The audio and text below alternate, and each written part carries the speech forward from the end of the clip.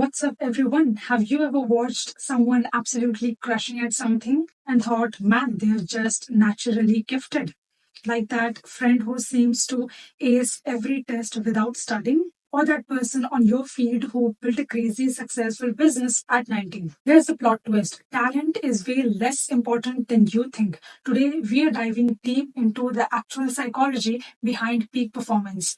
And I'm going to show you the exact mental frameworks that separate the pros from the everyone else. And before you click away thinking this is another productivity hack video, this is backed by decades of psychological research and is not some guru's opinion. So let's get into it. So, first, let's kill the biggest lie that's probably holding you back right now: the talent myth. Dr. Anders Ericsson, the psychologist who literally wrote the book on expertise, studied elite performers for over 30 years. Here's what he found: talent accounts for maybe 1% of the difference between the good and the great. The other 99%, it's all about how you practice and think. Think about it this way: Kobe Bryant wasn't the most naturally athletic player in the NBA, but he had this thing called the Mamba mentality. He would practice at 4 a.m., visualize every single shot, and treated every failure as data, not defeat. The research backs this up that Dr. Carol Dweck's studies at Stanford shows that people with a growth mindset, believing abilities can be developed, consistently outperform those with a fixed mindset who think talent is everything. And here's the kicker though: most of us have been programmed to think we are either good at something or we are not. School does this to us, even social media does this to us. But neuroscience shows our brains are literally rewiring themselves every single day based on what we focus on and how we practice. So, if you have been telling yourself, I'm just not a math person or I'm not creative, that's not science talking. That's just old programming. All right.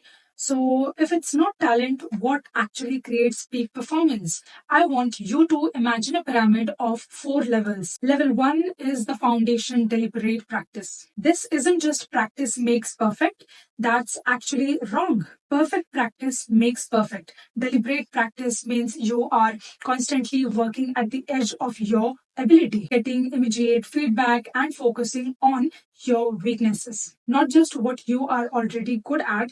Most people practice in their comfort zone. They play the same songs on guitar, solve the same type of math problems, or work on projects they know they can complete. But here's what research shows: it only happens in the discomfort. Level 2 is mental models. Elite performers think differently. They don't just know more facts, but they organize information in a better way. Chess grandmasters don't see individual pieces, they see patterns.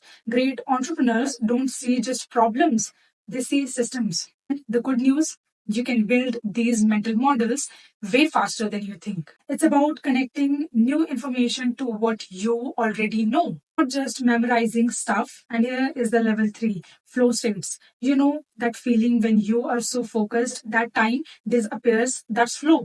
Mihaly Csikszentmihalyi found that people in flow states perform 5x better than normal. And the formula is super simple: challenge level needs to match the skill level. Too easy and you're bored. Too hard and you are anxious. Just right and you enter the zone. Level 4 is the meta game. This is where most people stop, but pros keep going.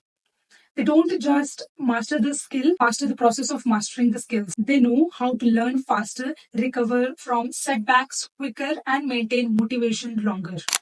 Now, let's talk about something that hits different for our generation: performing under pressure. Whether it's exams or job interviews or posting content online, we are constantly being watched and judged. And here's what wild: same physiological response that makes you choke can actually make you perform better. It's all about how you interpret it. Howard Business School professor Alison Wood Brooks ran this experiment where she had people give public speeches. One group was told to stay calm, the other was told to say, I'm excited instead of I'm nervous. The excited group performed significantly better. But the question is why and how?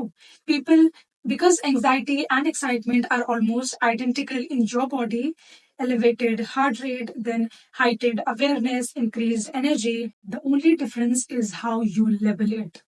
Elite performers have learned to reframe pressure as fuel.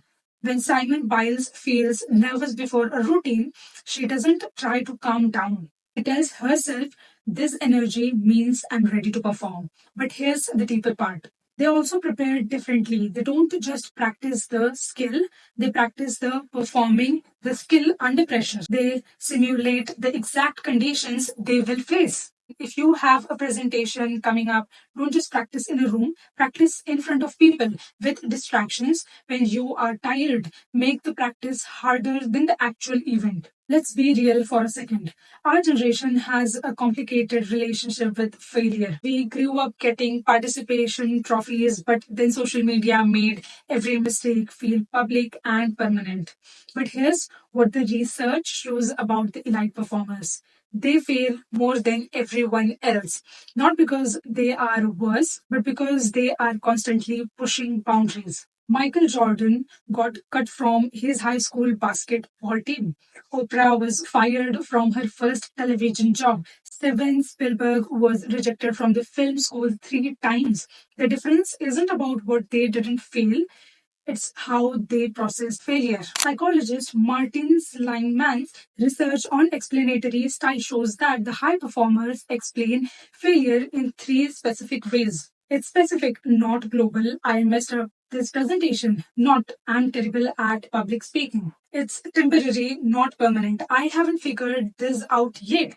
Not I'll never get this. It's about effort, not identity. I didn't prepare enough, not I'm not smart.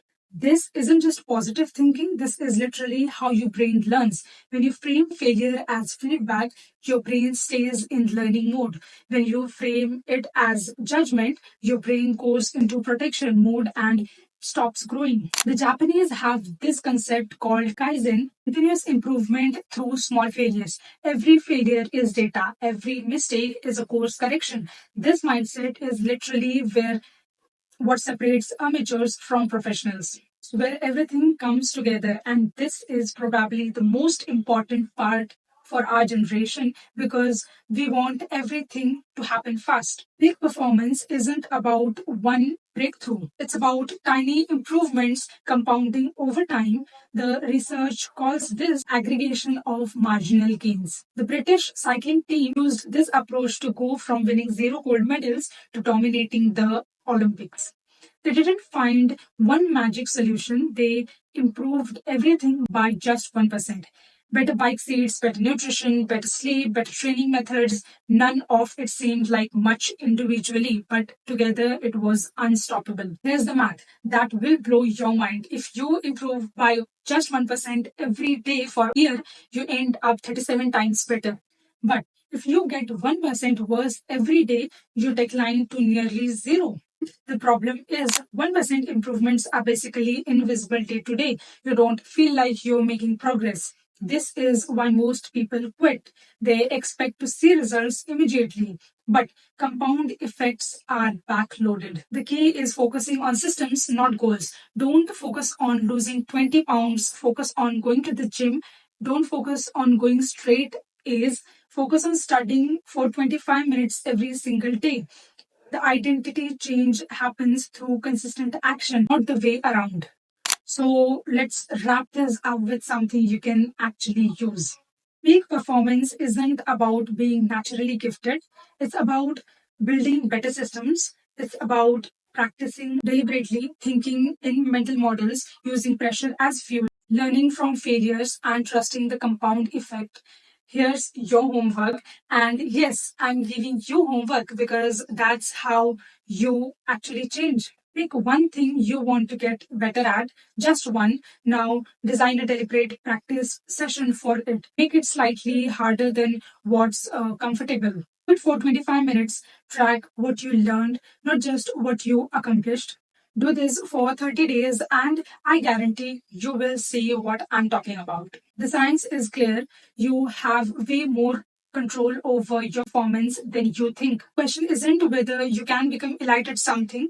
The question is, are you willing to think and practice like an elite performer? If this helped you see performance differently, smash the like button and subscribe for more psychology backed content. And let me know in the comments what's the one thing you are going to apply deliberate practice to. Until next time, keep pushing your limits. Bye bye. See you in the next one.